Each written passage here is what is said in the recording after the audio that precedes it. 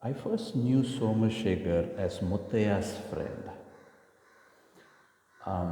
Soma and Muthaya were part of the Pondicherry gang, and I remember Soma visiting Muthaya's hostel room often. But soon Soma and I became direct friends, and I remember going to his grandparents' house in T Nagar often.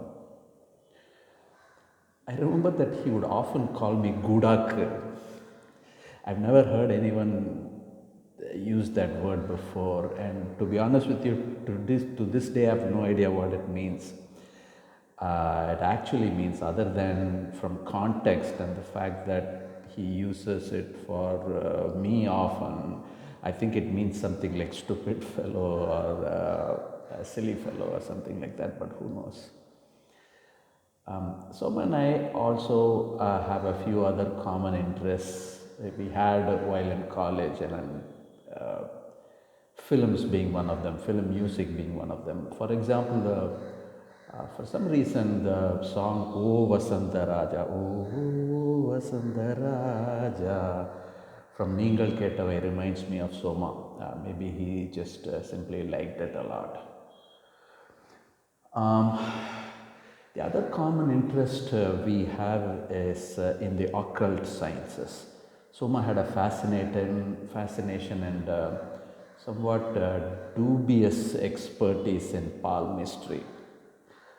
I've always wondered if he got that interest after seeing Ninaithale Inikum, where Kamal would hold Jayaprada's hands just for the sake of holding and pretending to know palmistry.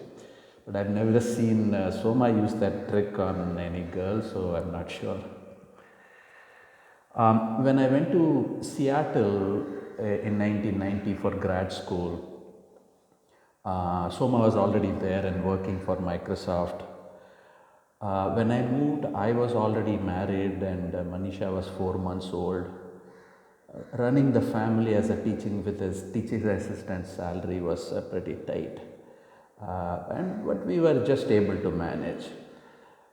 The challenge of being just able to manage is always it leaves very little room for error. It doesn't protect you from unexpected expenses and unforeseen expenses. I remember multiple occasions where Soma's spontaneous help saved us from extreme financial distress, and I'm forever thankful to him for that. Soma truly has the heart of a Leo. Maybe there is something to that, to those occult sciences.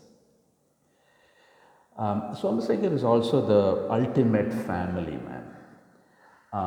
Family means everything to him. Some of you might remember the videos that his daughters Sahana and Archana did a few years ago, where they talked about how Soma has always been for them, no matter how busy he was.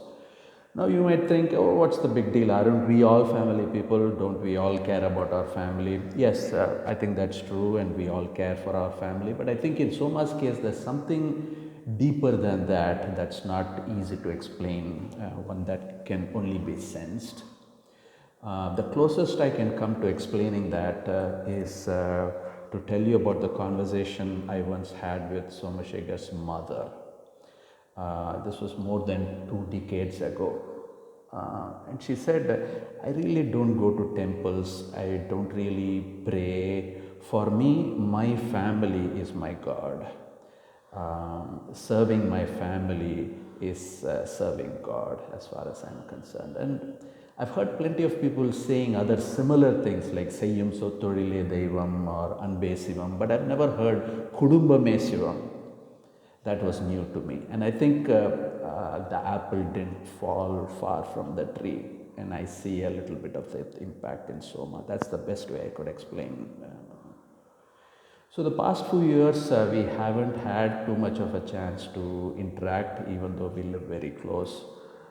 But when we eventually do, I'm sure we'll pick up from where we left off. Thank you. Take care.